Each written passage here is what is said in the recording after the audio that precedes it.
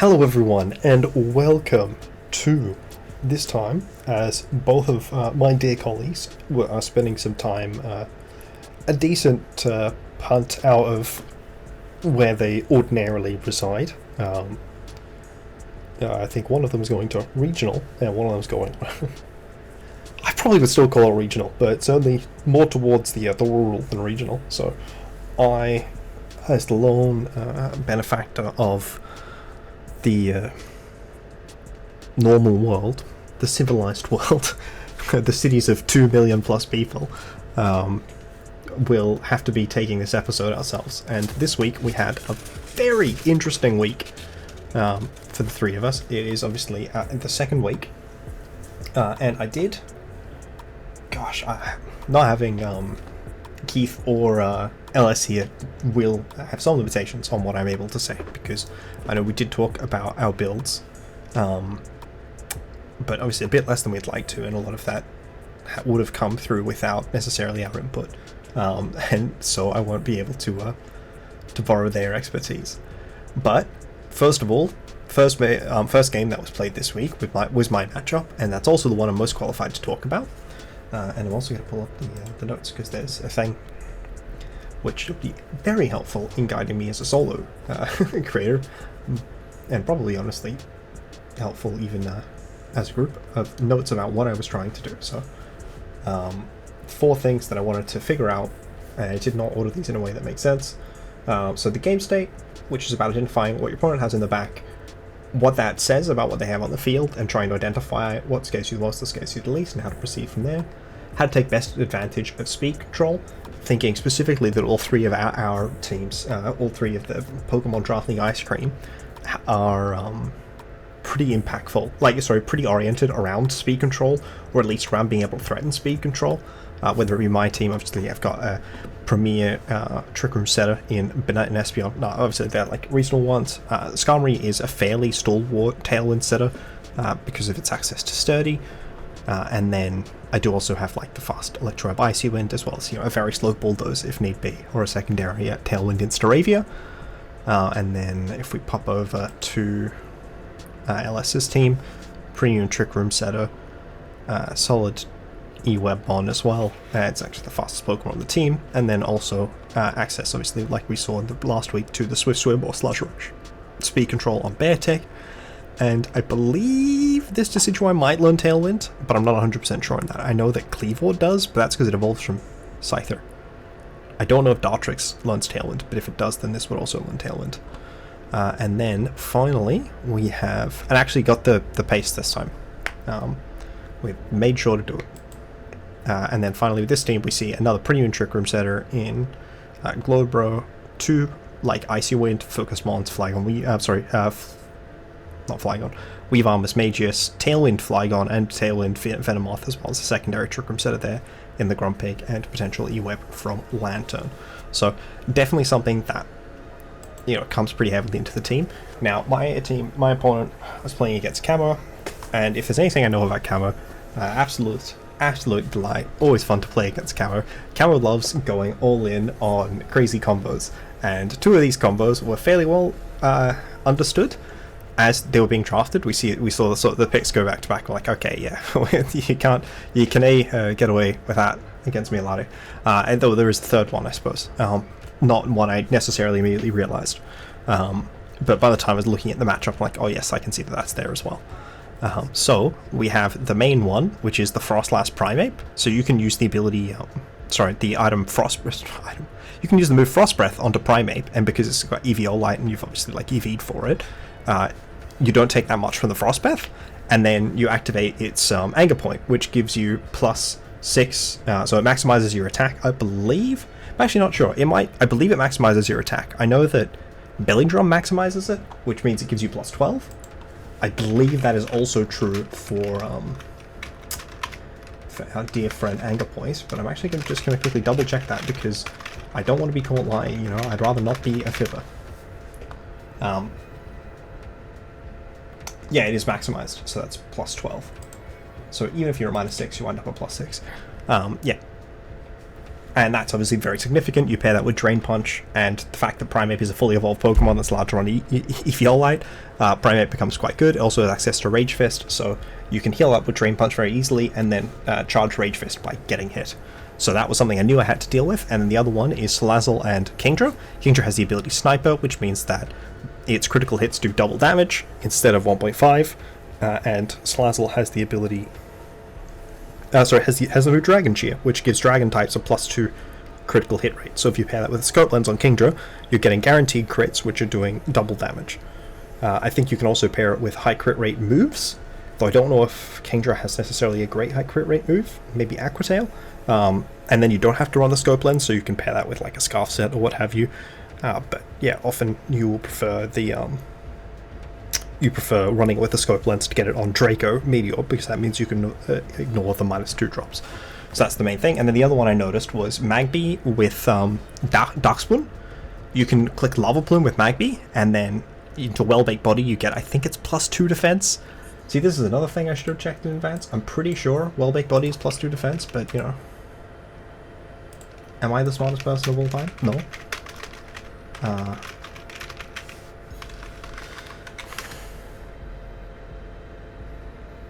Yeah, +2. So you get +2 defense whenever it's hit by a fire type move and it takes no damage. That's it. A little bit less consistent than you'd like because, you know, you're still hitting partner Pokemon, even if they are 4x resist or like a Salazzle that can't get burnt. You prefer it with something that has telepathy, and I don't believe any of their Pokemon have telepathy. Beyond that, Lokix is an incredibly strong offensive Pokemon with the ability Tinted Lens. It's very difficult normally to set up in VGC because its positioning is very challenging because it's quite frail as a bug dark type. And then you're sort of like relying on Sucker and First Impression, both of which there are ways to play around.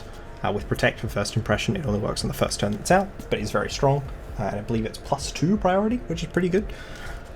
And then Sucker Punch you can sort of avoid by obviously clicking a move that is a non-attacking move, so a status move, or by clicking a faster priority move, so potentially like an Ice Shard from my Weavile, or like a Fake Out as well, would also achieve the same. That being said, because of its ability Tinted Lens, I only have one Pokemon that can take its bug moves, which is Skarmory, because it's the only Pokemon that 4x resists.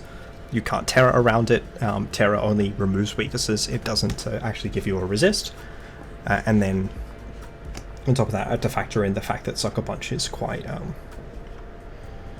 you know, it's quite consistent in terms of outputting damage. So I had to sort of structure a lot of my team around my ability to not, like, completely falter to Lokix. It was quite limiting on what I could do, and it sort of meant that some of the Pokemon that I wanted to bring weren't necessarily going to be the best options.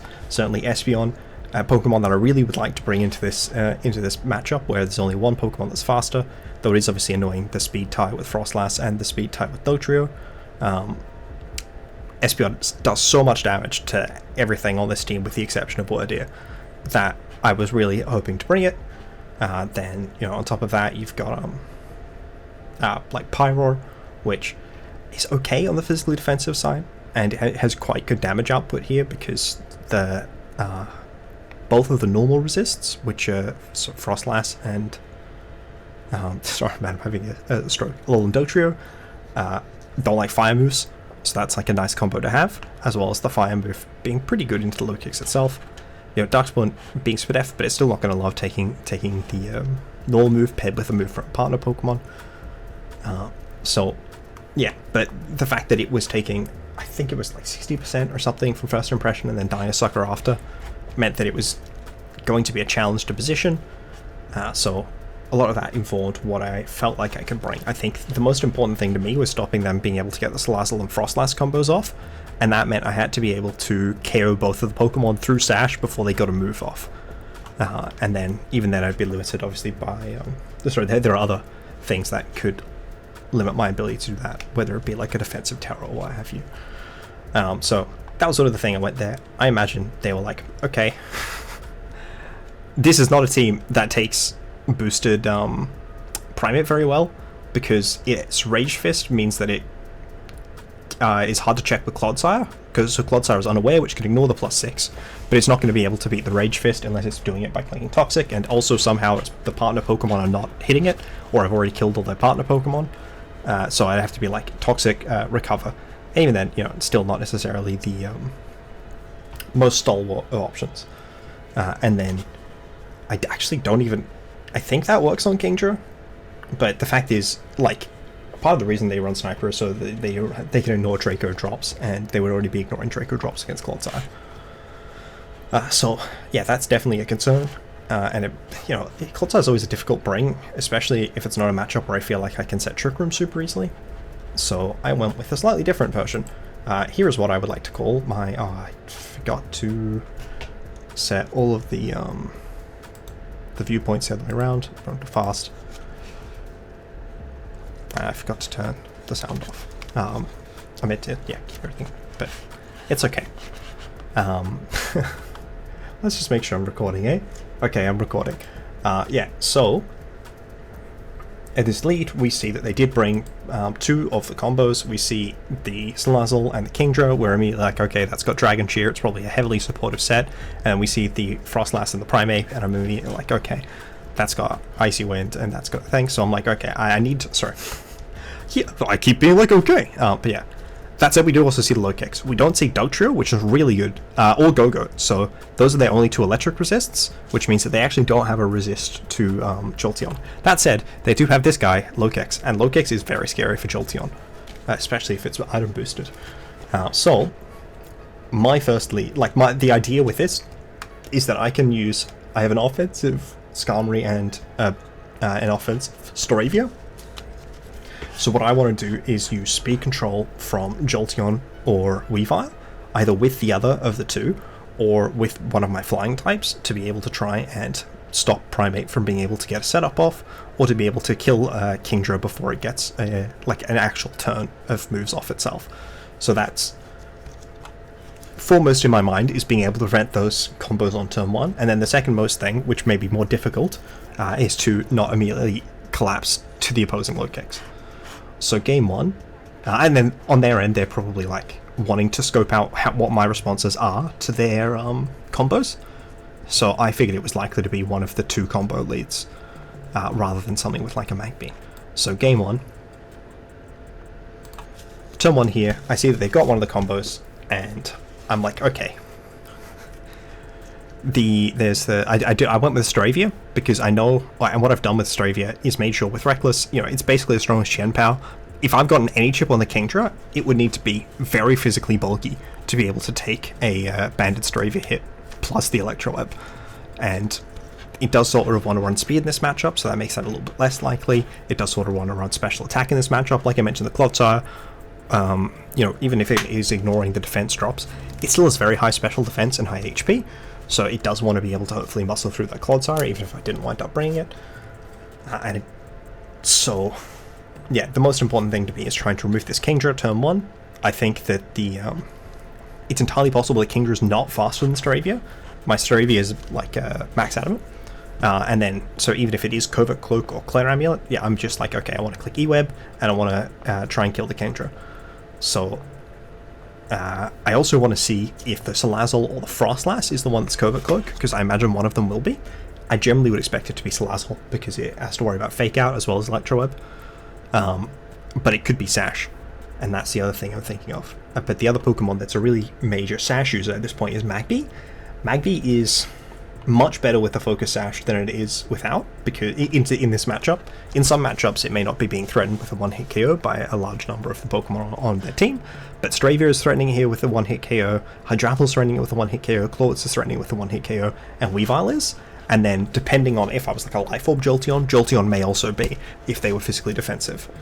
And several of these can get through even a physically defensive option, or especially defensive option with the Clawitz or Hydrapple.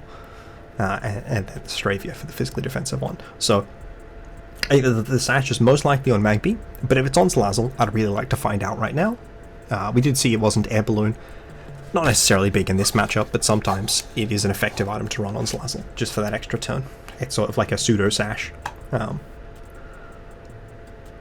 And we also want to get a sense of how bulky this Salazzle is, because they do also have Quick Attack on the Staravia, and I believe I'm Terra Normal. with the idea being that if it's a particularly frail Salazzle, and for whatever reason I believe they're going to be protecting Kingdra or what have you, then I'll hopefully be able to use like the Terra Normal plus the Jolteon to remove it through Sash if it comes to that. But if it's Cloak, I expect it to have a good bit of bulk. So this turn we see, I go for the Electro Web. I look at this Salazzle. I see that Salazzle definitely has some bulk to it, because that it should be doing, I think it was like min 29, if it was just max HP, max speed. And we see that this Kingdra actually has a decent bit of bulk, because it should have been doing about, I think it was just over 20% to sort of like 26, I think. I think like it's 21, 26 or 27, based on my investment. That said, unless this Kingdra is just 252 plus defense, we see that this is Covert Cloak or Clear Amulet. I expect Covert Cloak because, again, it worries about Fake Out, and what we expect to see is the Dragon Cheer and a dead Kingdra. So that is the best possible outcome. It does take a very significant portion of Staravia's health. Again, that tells us that there is definitely some bulk on the Kingdra, because I can see how much recall I've got. The amount of recall I've taken is based on the amount of HP that Kingdra has. At this point, I wasn't checking exactly how much that is. I probably, if all circumstances are ideal, I probably should, but obviously they aren't. And yeah, if this Salazzle had gotten to -1 speed from that Electro Web, then it would also be being threatened by the Staravia. Instead, it's in this position where it feels like it most likely feels like it has to pressure the Staravia itself. So we see, okay, sorry, slightly too fast. We do see the Salazzle coming out here, the low kick's coming out here, and it goes for Terra Rock. Now, I didn't necessarily expect someone to bring a defensive Terra designed particularly to check Staravia. We actually find out after this game, though I'm like, oh, I guess they run a rock move. It doesn't really make that much sense here. Again, it's mostly just for Staravia. If we go back here, we see that I've got one other rock weakness. But then you remember, they had Tinted Lens, so why do they need a rock move? And then I think it's probably just for that, mostly for those resistant to Pyro, because it does resist both the normal and fire stab. But it does, obviously, in this situation, double as a pretty significant flying resist. Now, I go for the Protect here. I really need to not die to first impression. Depending on how it's invested, I might. Now, they reveal Breaking Swipe. This again makes me think, oh, very physically defensive, and the great news is obviously that it does kill Staravia. I think they're also somewhat playing around a Sash on Jolteon with that. I think that's probably the main idea, but it does mitigate the amount of damage Staravia is about to do. As we can see, it only does 35. Slightly less than the 80% it did to Kingdra, and yeah, that -1 and resist definitely goes to help. We can see, most likely, it does just die, if it, even if it was a neutral Terra, without the -1, but because it's a resisted Terra, it's taking a quarter of the damage it otherwise would have. And the Salazzle's Breaking Swipe's probably feeling pretty nifty at the current point in time. So at this point, that's it. Sorry. The other thing I know is, low kicks, not particularly for bulky Pokemon. I can, at this point, get rid of it with Jolteon. That said, they go for the Sucker. It does functionally remove my guy, and then they go for the Heat Wave here, which picks up both my weakened Pokemon. Now, obviously, Heat Wave is not the main thing you want to see when you're out here against the Salazzle. They have to drop moves. I'm 100% expecting them to have Fake Out still, and it was sort of like a 50-50 between if they were running like a Heat Wave or running an Acid Spray to allow their Pokemon to do more damage. But at this point, I'm pretty secure in thinking that this is Covert Cloak. This low kick's revealing Life Orb is obviously very good. It basically confirms for me that the Magby Sash, especially obviously it coming out at this point in the game, the idea is, that the Magby can follow me and prevent the Salazzle from being taken down. Now, because they have used their Terastallization, that means that they are quite limited in terms of flexibility. So that means that a Fake Out into Magby, and the fact that I'm pretty confident that they don't have Protect on Salazzle, though they may still have it, means that they are in like a fairly difficult position here. So I go for Terra Water, I Fake Out that, and then I reveal here. Oh my gosh, it does so much to Weavile, but it does more obviously. So if it was fully invested, it's quite bulky, not very special attack invested, but it still does so much to my Weavile. But not enough to put it to, for them to be able to see whether I'm Sash. They're pretty clear at this point that I'm not Assault Vest, which could theoretically have been an option. And then if they get a Flame Body Burn with Magby, they can check if I am Lumberry, which is another theoretical thing that they have to worry about. But yeah, the drill run here, absolutely taking out that Slazzle. Yeah, and then we have the Follow Me, and it gets the knockoff. Now, it could be Vital Spirit. I don't think I have a sleep Pokemon. I think I mostly just have Yawn options. I do have a few Yawn options though. It's possible Espeon learns Hypnosis. Yeah, Vital Spirit makes you immune to sleep. I would lean that it's Flame Body and they just didn't get the 230%, which I think is 51% chance, but you know, it's a 50-50. Not like it was going to change the game, them getting the burn, unless I was Lum, which I'm not. But so at this point, okay, I've got very good information on the items of their Pokemon. I've got pretty good information on the movesets of their Pokemon. I feel like the main switch up as we come into this next game, I think that they're most likely to switch up instead to the Frostlass plan, potentially. Or if they are not doing that, if they lead the same lead again, they're probably going to go for a fake out play with Slazzle. That's it. At this point, I don't feel a strong reason to switch game plans. My first game plan, it seemed very difficult for them to answer. It seemed like these two in the back are very reliable. You know, the Scary was at 80%. The Weavile was not being threatened with a KO by any of the other Pokemon than Lokix. So that is something to leave me pretty confident. I didn't count this Magby's defense much. I probably should have. I didn't know if it was like a bulky set but with the Sash for insurance, or if it is like a max attack. It's possible that a max special attack Magby with Flamethrower could do what a Heat Wave can't because of the spread damage reduction. Certainly Fire Blast. But yeah, generally I would expect them to switch up either in what they're bringing or in how they play that first turn. Like I said, by potentially going with a Fake Out with Salazzle and an attacking move with the Kingdra on turn 1. So that is what I predict here on the first turn. I expect them to go for Fake Out. That said, I don't feel a great reason to switch up my actual game plan. Certainly, it seems like the two I had in the back were pretty effective. It honestly didn't seem like Hydrapple would be very good. What with Lokix going around, it didn't seem like Clawitzer was going to be particularly good. It was very reliant on the speed control from Electroweb Jolteon, and as awesome as speed control from Electroweb Jolteon is, it doesn't speed control against the Salazzle, which means that the Clawitzer is still going to be taking, isn't going to be able to beat lean the Salazzle, even if it's taking its hits relatively well. But I think it's actually possible I brought Clawitzer in the back, I'm not sure. But either way, this same lead seemed very well positioned into Primeape Frostlass as well, which I think was their main potential switch up.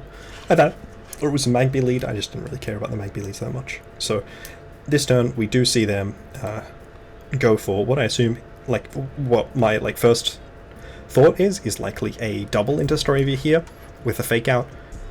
I assume at this point they've counted that I'm Choice Band and see that I I don't have Protect, and it's possible I could Terra Ghost. They've got no idea what Terra I am, obviously, and a Terra Ghost there obviously could be backbreaking. They've probably inferred that the Jolteon is Covert Cloak.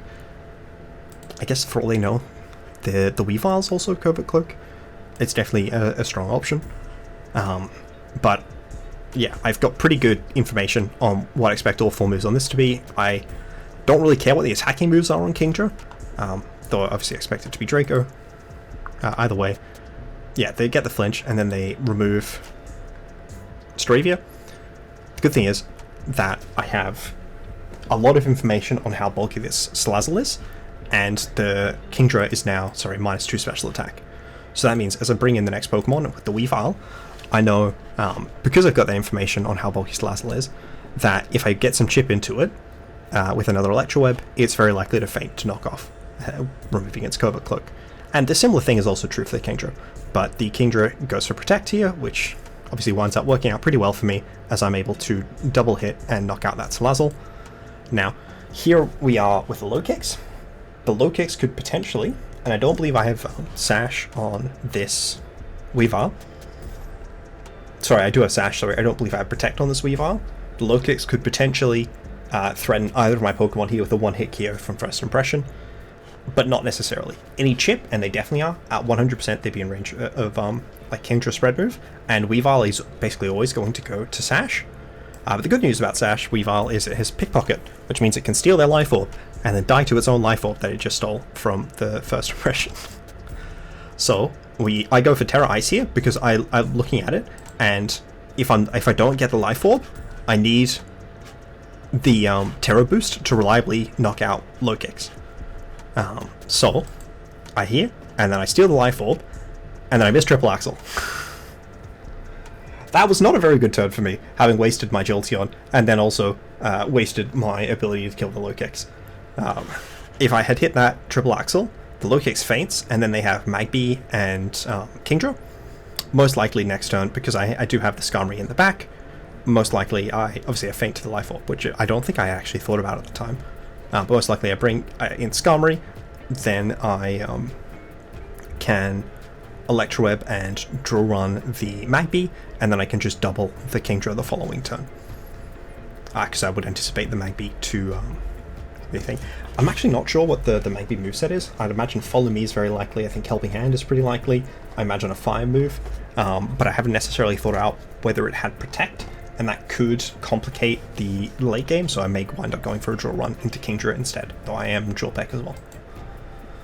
So yes, this Axle is very bad. It means that I have to play quite defensively, so I switch in Skarmory, and interestingly, they decide to stay in with the Magby, and I think that they go for the chip here, which it does a pretty significant amount to Skarmory.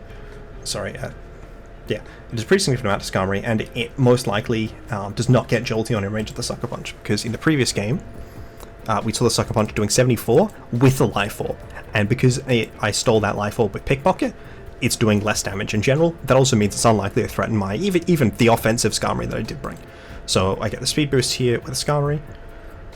The Skarmory gets to Drill Peck. It knocks out the Magby, which means we actually saw it had quite a bit of special attack. It did a lot to my relatively bulky Skarmory, as well as taking a lot from Drill Peck there. That said, it is it's a mix of bulk and damage on the Skarmory. And yeah, Thunderbolt here puts low kicks into not a very good range for it. I'm pretty confident I'm out range Sucker Punch, and then they've got just this Kingdra in the back. So this Kingdra actually goes for a Terra Steel, which is interesting. I'm mostly worried about a Sucker Punch coming into Skarmory here. I want to be able to threaten the Kingdra, whatever it does next turn, with the Skarmory. So they throw the Sucker Punch out here into the Jolteon, but I'm able to get the Thunderbolt off, removing it, and then they actually throw a Flash Cannon with a Terra Steel. Certainly not the first move that I had assumed was happening, but a welcome one to be sure. And because of the bulk of this Kingdra, I actually think that most likely Drill Run,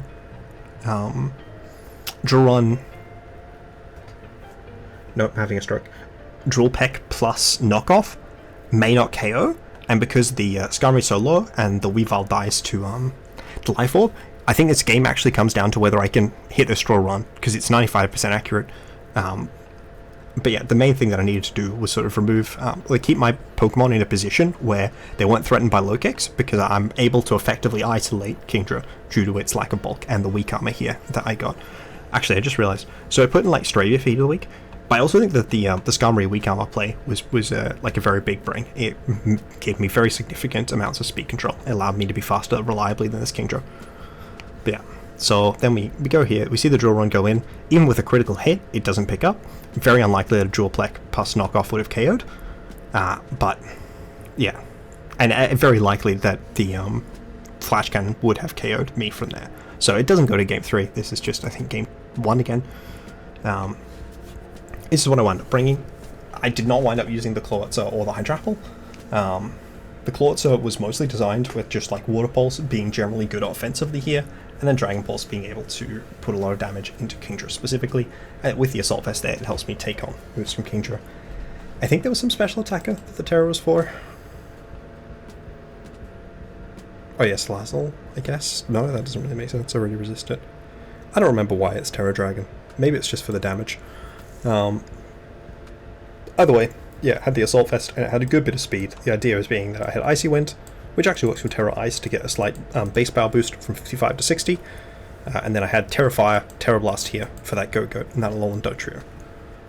But the idea was, yes, I had Icy Wind and Electro Web, and then I could use Bruises in the offensive Skarmory. It actually has Swords Dance as well, which I could pair potentially with a Fake Out, if they led differently to how they wound up leading. And then, yeah, I had this Stravia with the Choice Band, and then the Clawitzer and the Hydrapple, both with some speed.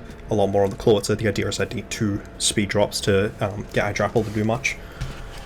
which is mostly why I didn't wind up bringing it. It's quite specially defensive as well, with the idea being that hopefully that will allow it with this Terra type to take a hit from the Kingdra if need be.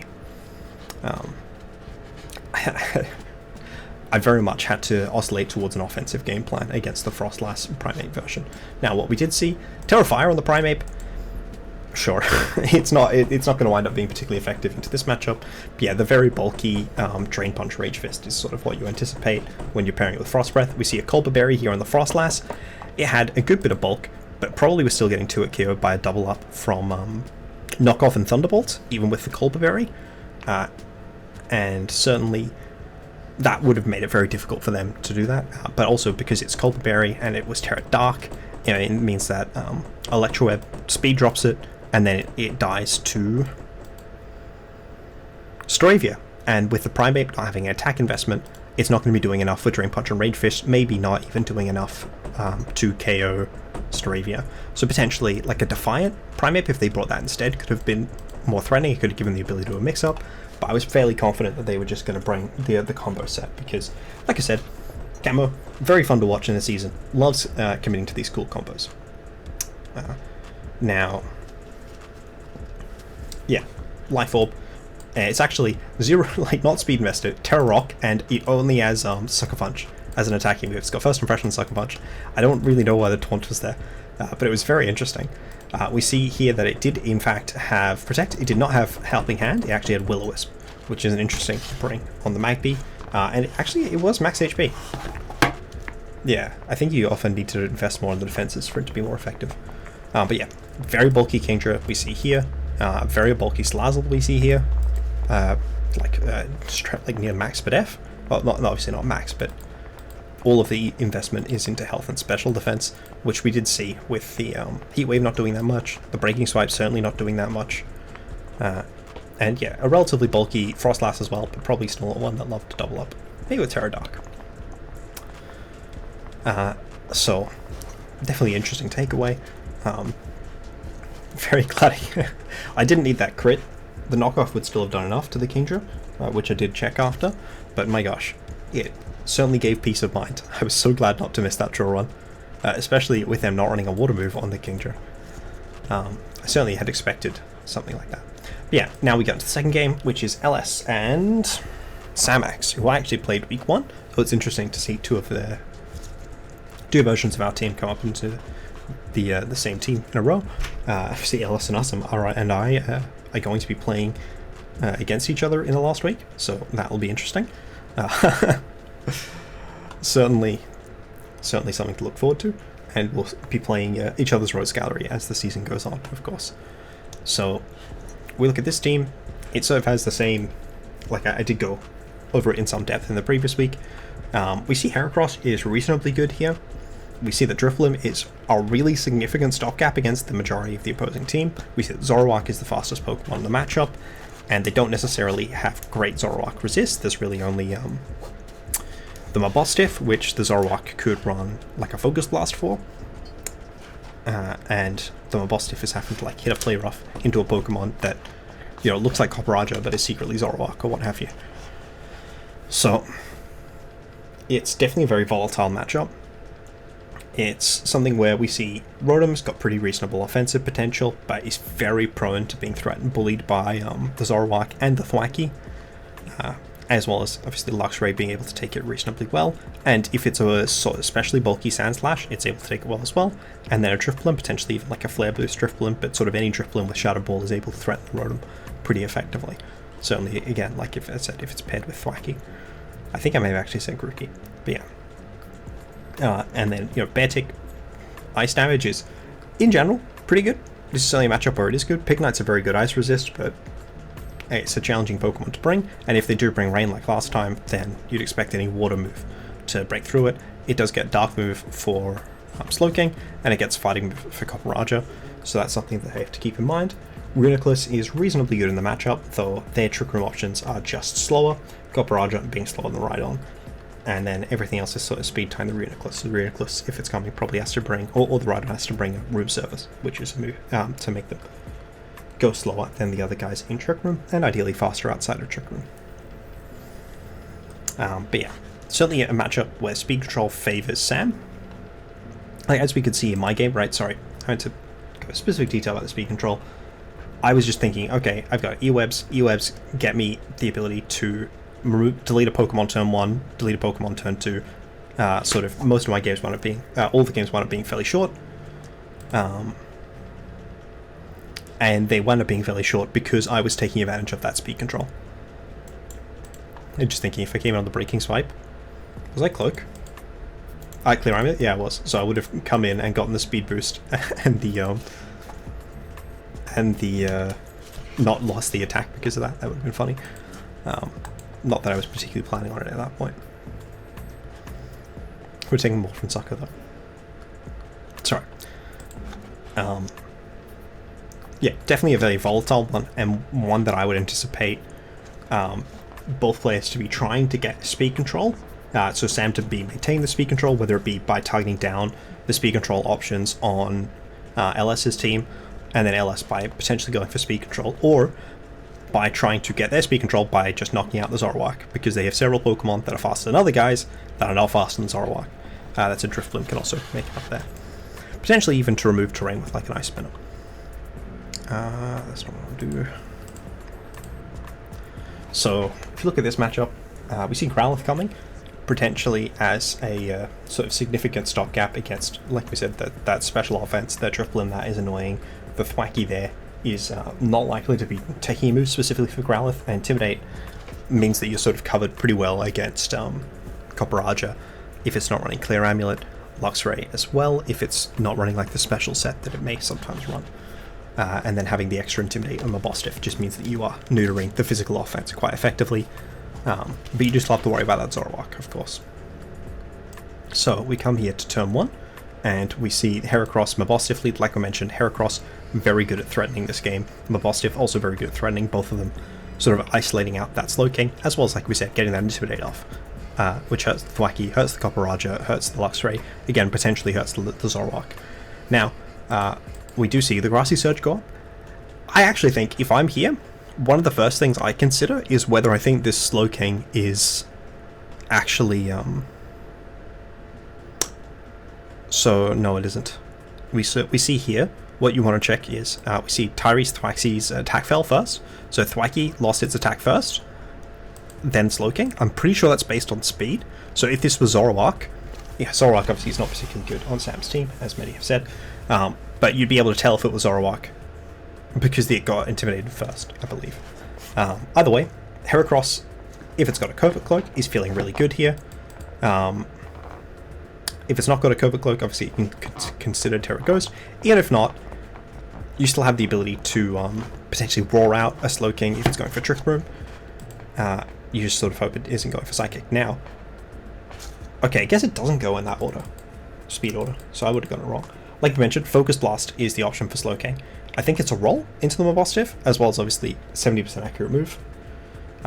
So, yes, the Zoroark is already getting some dividends, and we do see, unfortunately, no Covert Cloak for the Heracross, but it is Flame Orb, which means that its turn 2 is going to be very, very strong. Now we see Reuniclus come out here. I'm actually not sure why the Zoroark switched. Maybe, is it Specs maybe, or potentially Scarf? So that's one of the things I'm thinking at this point, is if it's switching there, it's probably choice locked, because yes, you don't want to Focus Blast either of these Pokemon, but like, you don't want to be taking a million with the regular Slowking, is certainly my thoughts. And then, yeah, the Thwacky is coming here. So the knockoff comes in here. Unfortunately, not being stabbed, it doesn't KO the Slowking, which probably has a good bit of physical defense investment. Though, obviously, again, if I'm playing, I'm calculating that. Losing the Mabostiff is bad because it makes you so much weaker to Slowking, so it's good not to have it. Sorry. I'm stupid. You know, the Slowking is very likely not Slowking turn 1 because it has 2 immunity abilities, Oblivious and Own Tempo. And Oblivious is very good if you're setting Trick Room, and Own Tempo is fine outside of it because it makes you immune to Confusion. So you definitely strongly consider running either of those abilities rather than Regenerator in a VGC game. So, yeah, the fact that this isn't speed-based is odd to me. But I guess it does go left-right. But the other ability activations are, like we see the Mabostiff going before the Thwacky, that means that the Mabostiff is faster, which makes sense because it's just naturally faster. So we do unfortunately see a critical hit coming out from the other side, which is going to put it in range of a following knockoff. That is a really bad turn for the Reuniclus, and potentially even putting it in range of a Grassy Glide. Yeah. The Slowking gets its recovery first, which means it's either a speed tie or the other thing. Oof. Okay. I think the Slowking may not be min speed.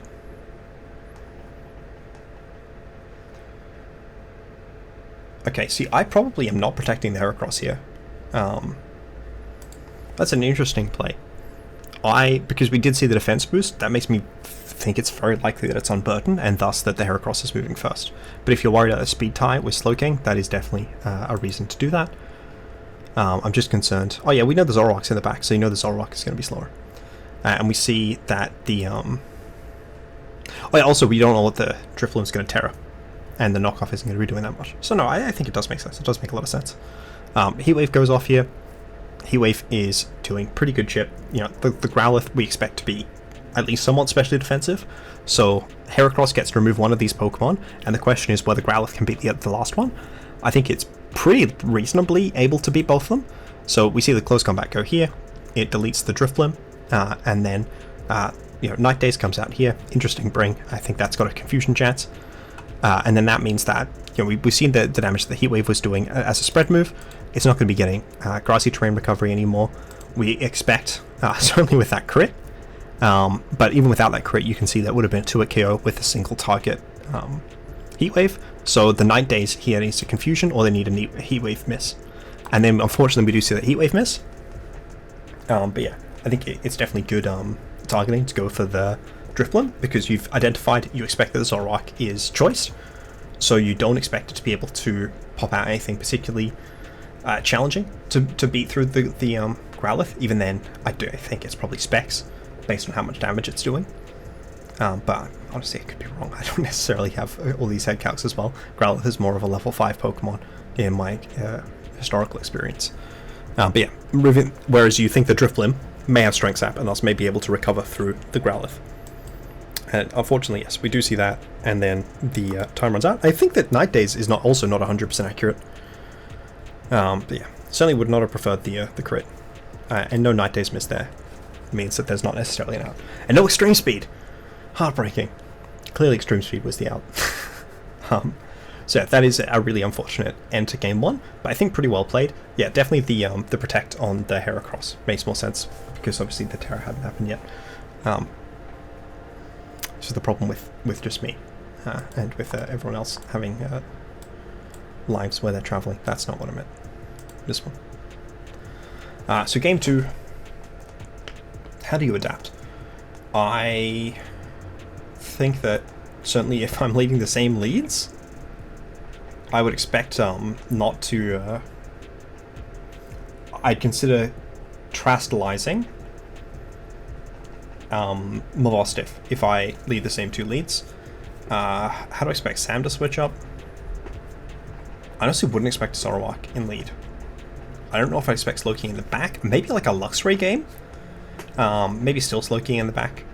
But Copperaja is either going to come this game or it's going to come Game 3. I think that's basically what you are. You brought a team that was sort of middling into Copperaja, very Intimidate focused. Obviously it could be Clam. It's really like the Reuniclus is not traditionally a Pokemon that has a positive matchup. It's got neutral to negative matchup into Copperaja, and then if they have a Trastalization that's able to mitigate the impact of Heracross, it's very difficult to deal with, though most of those are unfortunately weak to Rhydon. To Rhydon rock moves in particular, and Beartic ice moves in particular, because that's generally meaning Terra Flying. And even then, you're still going to take a lot from a Guts Heracross close combat. So, turn 1, we see they switched up, like I said, to a Luxray plan. Intimidate certainly works as well as Guts. We see both the same leads, the same leads at the other side. Now, we do see the Grassy Surge come out, so we're pretty confident that it is not Zoroark with either of these Pokemon, because they've both shown activation abilities. Here, we expect a Fake Out to come out again. They didn't Fake Out, so they faked out the Heracross. Heracross says Protect, we know that for sure. I actually would consider switching the Heracross here, especially if you do have Growlithe at the back. But getting Protect to get your guts off is pretty fine. And then the Mabostiff, I really think you want to try and focus damage into the Slacky if you can, because this Luxray isn't guts. So if you've got like a Crunch or a knockoff. So a Volt Switch comes out, we see the information that I'm getting here, if I'm Sam, is that this is an Assault Vest Mabostiff, which is pretty gross and everything. Yeah, I think I probably would have switched there across, but yeah. Crunch comes out into the second Luxray, which means obviously it's Zoroark. I'm actually not sure why Zoroark was in the 4th slot, because it shouldn't be showing as Luxray, it should be showing as the other Pokemon. So you would have to specifically think that you're going to switch it in. Now what we see with that Crunch, I think that's a reasonably bulky Zoroark. Which means it may be Scarf again like it was last week, and then the U-turn double up into the Mabostiff is obviously not exactly what you're hoping for if you are LS. But you do have the burn off on Heracross. It is -1, but it's going to be able to delete the Zoroark. You just consider going for the Terastallization. See the Terastallization. Now, we see the Air Slash, and it takes that Air Slash super well. Unless they throw a Focus Blast into it with Zoroark, it's very unlikely it's going to be able to knock it out with Zoroark, but there is something it could do wrong. Flinch. Sam may be the luckiest Pokemon player in the history of VGC. If you remember the last season beef, apparently also the worst. So we do see the Snarl come out. The Snarl is very likely to impact both these Pokemon, because like I said, we think that the Zoroark is choice. And yeah, the Drifblim is also, we see, quite specially oriented. So we do see it switch out. We know that they can throw the Flamethrower into that slot as well. And yeah, the extra Intimidate drop here, you just want to use that Snarl to mitigate the impact of the Pokemon. The grassy terrain for the Thwacky is unfortunately meaning that the Snarl damage isn't very sticky, and you do obviously appreciate doing permanent damage, but it is mitigating the impact of burn on Heracross. Now, you don't necessarily love bringing Beartick in while the Zoroark is here, but you'd hope that they have, while it's locking to Flamethrower, sorry. You'd hope that they, go for the Trick Room and Protect option. Here, with a -2 thing, I'm probably doubling the Thwacky. Okay, went for double Protect there, obviously to stall out the, okay. Yeah, it's got not got grassy terrain anymore.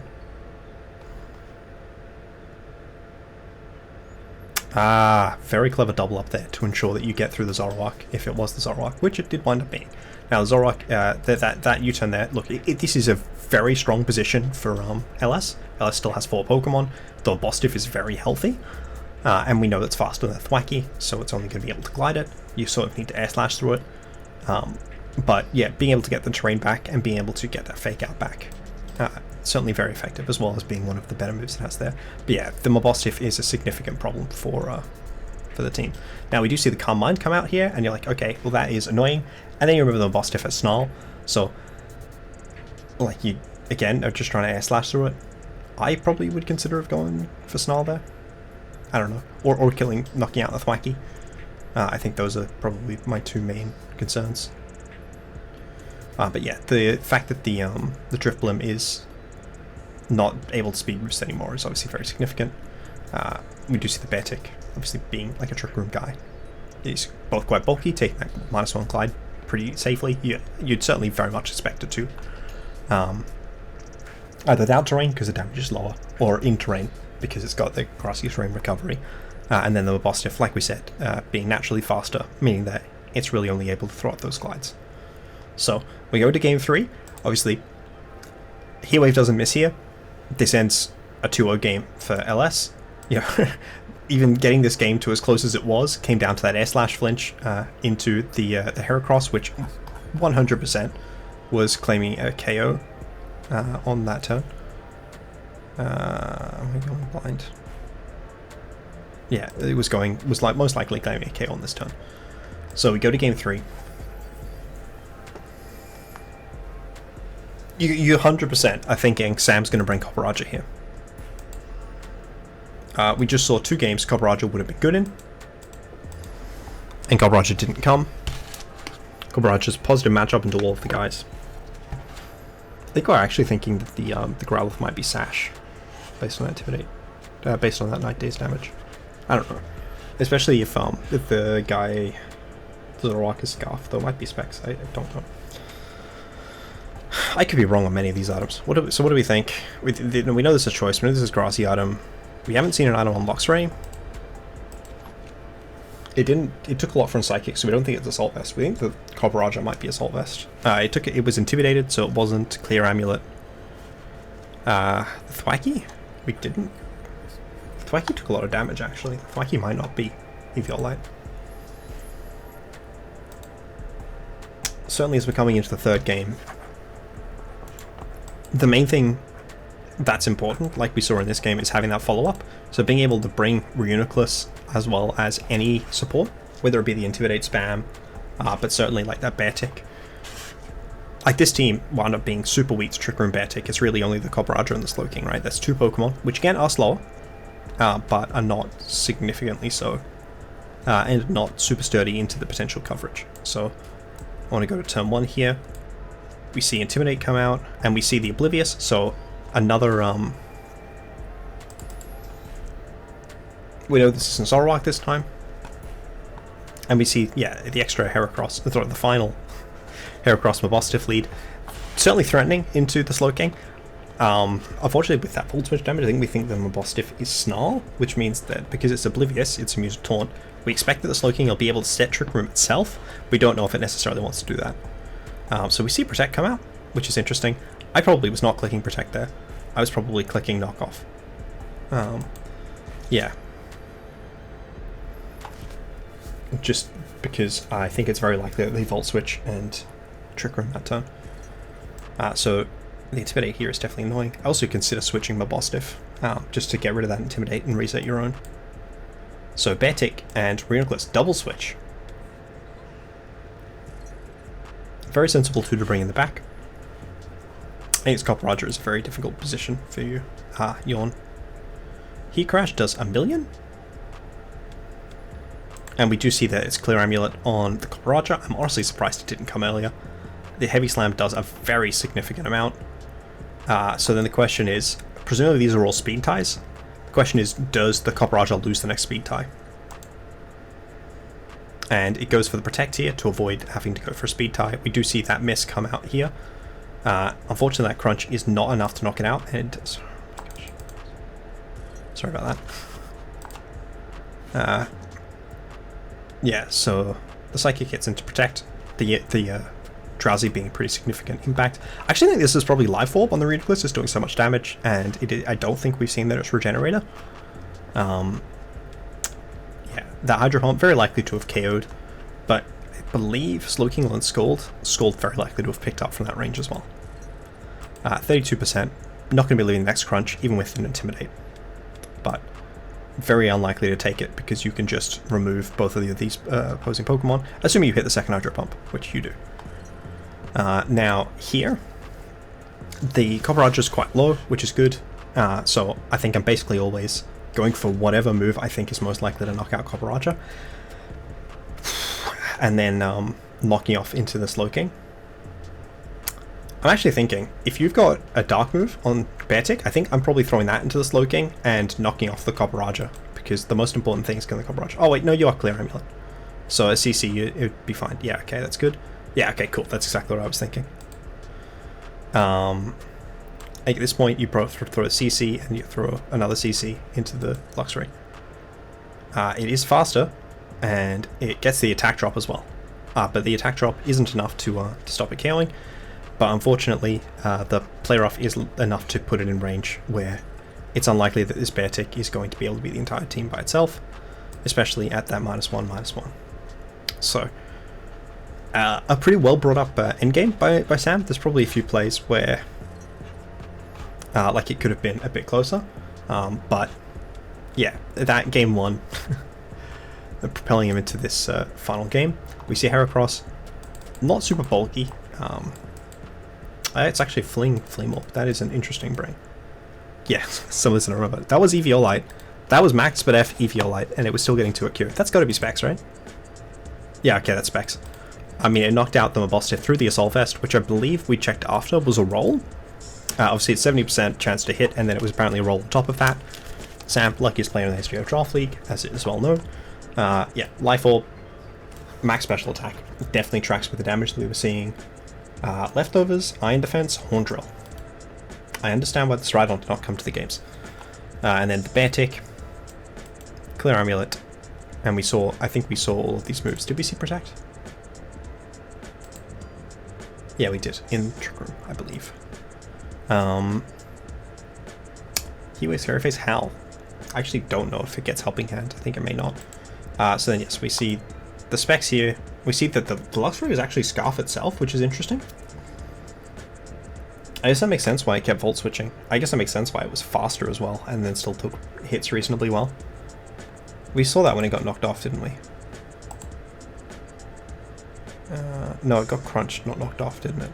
In Game 3. Yeah. Interesting.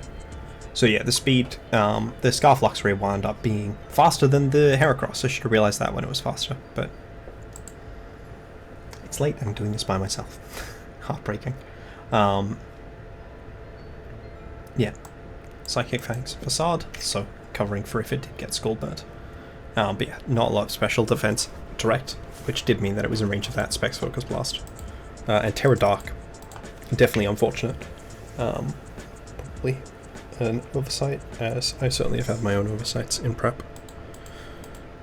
This Glamulet, Curse, interesting. Pretty aggressive build from Sam.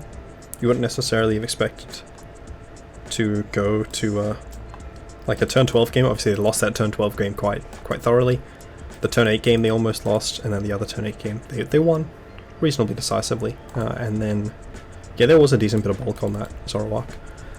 At level 50 I have not seen Zoroark a lot because it's fairly difficult to make work. Assuming seeing specs, so I don't have a great read on how much it should be taking from moves. I'm like, oh, this has got some bulk. Now coming over to the third and final game, I promise I'll stop talking your ears off.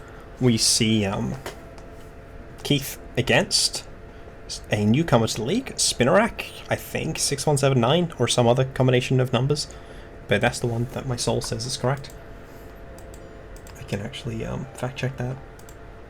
67? No, 167. I remember the 1, 6, and the 7. Yeah. Another Duraludon team. We see Duraludon Fletchender back from that other league, though plenty of other baby Pokemon. Very baby Pokemon focused team. Pawmot, strong, has access to Revival Blessing, as well as like it's got the 120 base power.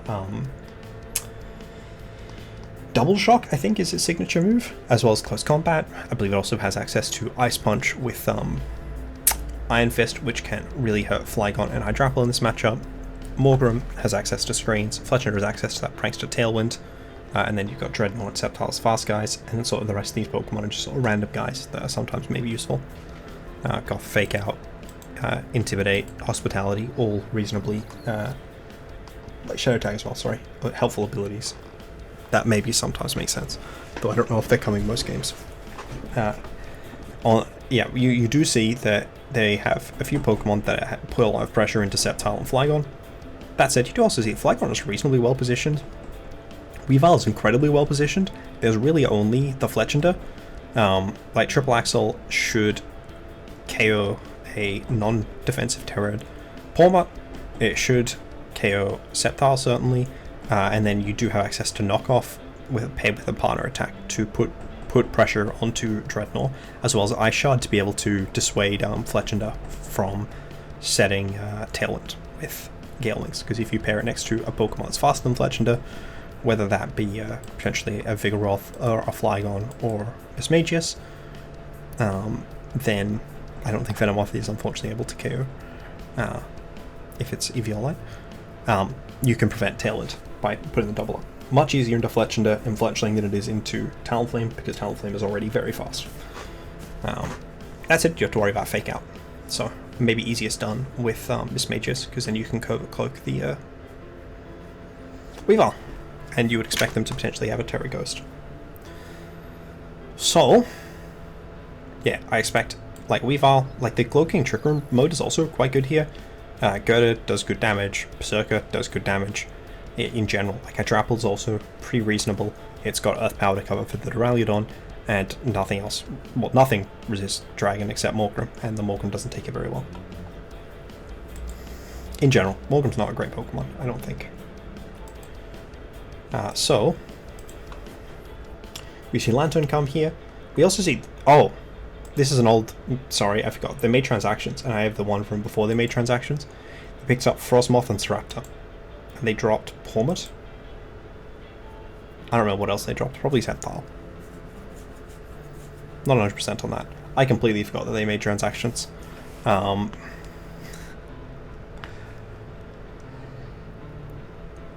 I think they dropped Fleshing actually. This is like a reasonably annoying thing for Weavile. It means that the ice matchup is less good, but the damage is still good. Staraptor Intimidate's annoying, but if it's not reckless, it's not doing that much damage. Trick Room is still very, very good. In fact, it makes the Berserker, Steely Spirit, Ironhead spam better. So I wouldn't be shocked to see a Trick Room oriented lead, as we can see Lantern also plays into that, or potentially into like an E-Web spam, potentially Icy Wind spam as well. Thing designed to help assist with speed control. It's like an Assault Vest Lantern. Seems like a pretty good stopgap against Frostmoth. The Goth Eater could be annoying with Shadow Tag, depending on what they pair next to it. It can be something that can be used to support Staraptor in a similar way as how I had Jolteon support Staravia. So we see the Morgrem game plan. Fake Out, pretty likely, and then yeah, like Weavile, Staraptor. We see Intimidate, which means that we don't expect it to be able to one-hit KO Flygon, which is good. Fake Out comes out, we see that it is not the Assault Vest, and then we see the Morgrem clicking damaging move. Unfortunately, Morgrem is not very good. We see a triple axle miss.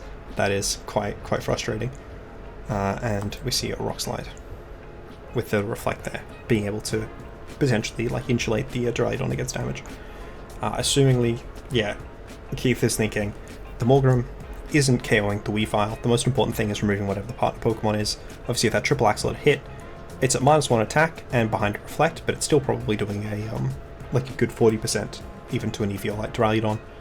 We see a Brick Break come up, specifically designed to tech against that, and unfortunately, you do see the Terra Fairy, and we suspect very strongly it's Assault Vest from how little it took from that Ice Beam, and quite bulky at that.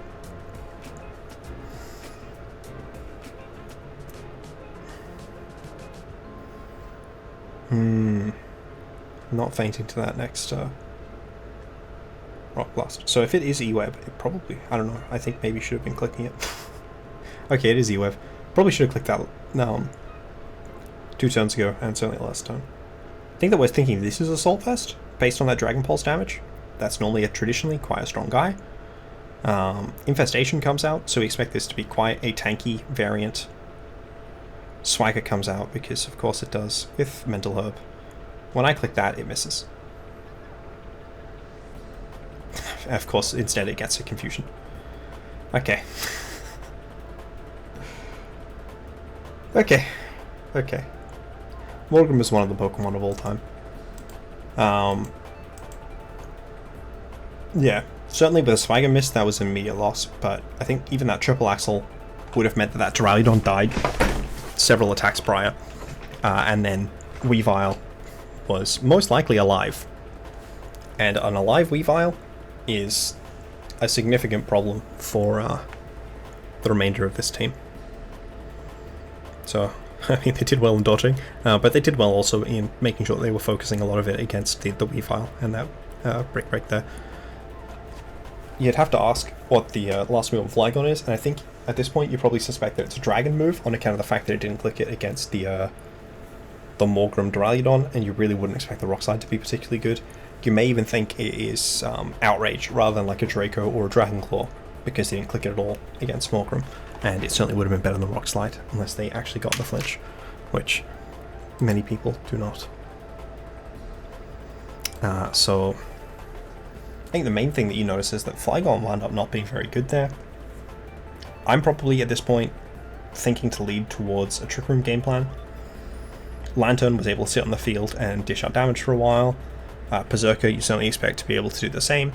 And then you do also have the Glow King. And look, they were Terra Fairy. That is very good for a Berserker. And the Hydrapple was also pretty okay. So you see the Fake Out come out here. Quiver Dance is annoying, but not super likely to be like game ending. Okay, so they protect and protect. Dark Pulse does a significant amount. I actually probably would have thrown an attack into the Duraludon there. Okay, yeah, I'm definitely thinking Assault Vest at this point. I'm probably not playing this as defensively as Keith is. I probably would be throwing out an attack. Yeah, I would have thrown out the CC into the Duraludon on the previous turn without the Reflect. I would definitely not be throwing Electro Web. Oh, it's the last turn Trick Room. Never mind, that does make some sense. I probably would have died without the Reflect when you're considering that it's paired with thing. Okay, that's still doing a significant amount of damage, which is less than you were hoping. Dragon Pulse does pick it up.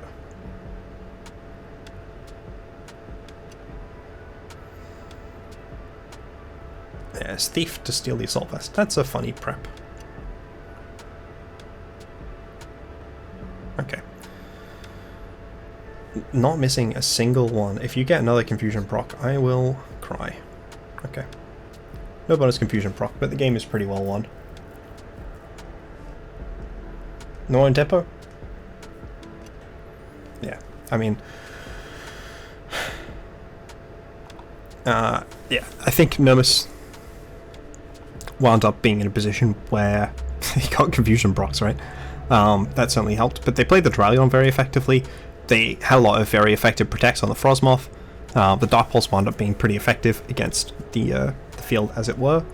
I think we're probably thinking... Like, you've really learnt nothing in this game outside of the item on Straptor and the fact that the Morgrim is very possibly Eviolite.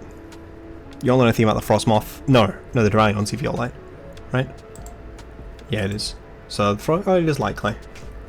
Just max Spadef. That also makes sense with the Dazzling Gleam not doing that much. Muscle Band. Was he? I don't know what I was trying to say. Clear Railer wouldn't have done anything. It didn't have Brick Break itself, unfortunately. Not that that would have actually done more than close combat. It is Rockslide Outrage. We see Infestation, Fickle Beam, Protect and Recover. So Infestation there, allowing it to sort of stall out against any longer game plans, but they won't obviously for the very volatile, very aggressive Swagger Mirror Herb strat. And that is definitely something that a set like this is much less capable of wearing longer games against, especially since they did bring a Acrobatics. Did they click that at any point? No.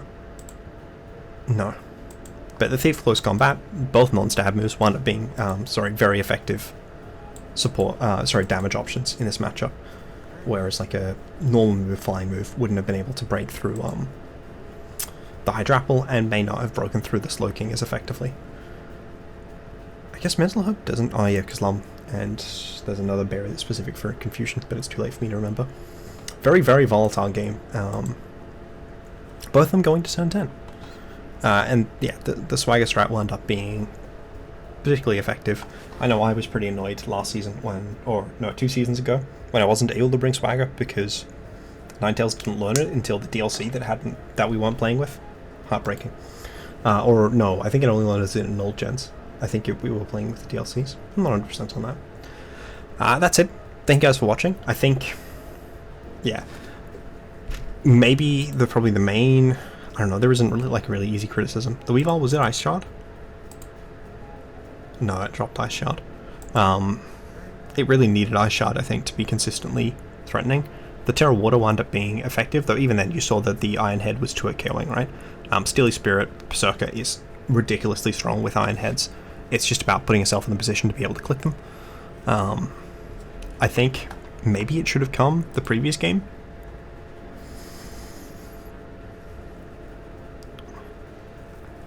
But I still would have died to CC, right? That's the issue. And it's probably... because it's a Trick Room guy, it's probably... Oh no, it's got speed investment. So that's probably specifically designed to work in Tailwind.